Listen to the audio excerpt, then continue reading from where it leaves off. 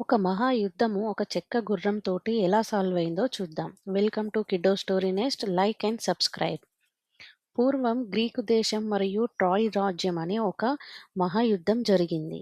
Troy యువరాజు Paris, Greek యువరాజు మ్- మెలేనావస్ భార్య హెలెన్ను అపహరించడంతో ఈ యుద్ధం ప్రారంభమైంది.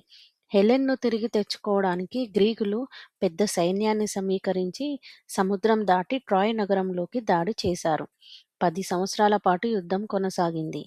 కానీ ట్రాయ్ నగరపు బలమైన గోడలు మరియు ధైర్యవంతమైన యోధులు గ్రీకులను లోపలికి రానియలేదు. రెండు పక్షాలు అలసిపోయాయి, కానీ విజయం ఎవరికీ దక్కలేదు. ఆ గ్రీకు సైన్యంలో ఒడియాసిస్ అనే తెలివైన యోధుడు ఉన్నాడు. అతను తన చాతుర్యానికి ప్రసిద్ధుడు. ఒక రాత్రి యుద్ధం ముగించడానికి ఒక చతురమైన యుక్తి ఆలోచించాడు. అతను పెద్దదైన ఒక చెక్క గుర్రాన్ని తయారు చేయాలని సూచించాడు. ఆ గుర్రం లోపల ఖాళీగా ఉండి అందులో కొంతమంది గ్రీకు యోధులు దాగి ఉండేలా చెప్పాడు.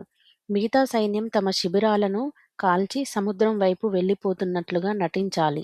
ఆ గుర్రాన్ని దేవతలకు బహుమతిగా వదిలి వెళ్తున్నట్లు చూపించాలి మనము అని ఒక ఐడియా ఇస్తాడు.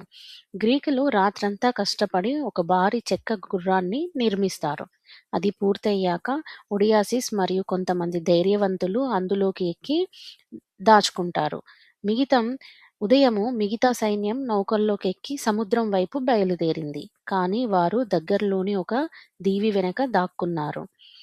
ట్రాయ్స్ ఉదయం లేచి చూసేసరికి గ్రీకుల శిబిరం ఖాళీగా ఉంటుంది. కానీ ఒక పెద్ద చెక్క గుర్రం నగర ద్వారం ముందు నిలబడి ఉంటుంది. వారు ఆశ్చర్యపోతారు దాన్ని చూసి. ఏంటి ఇది ఇక్కడ వదిలిపెట్టి వెళ్ళారు అని. కానీ ఇది దేవతలకు సమర్పించిన బహుమతి అని వాళ్ళు నమ్మారు.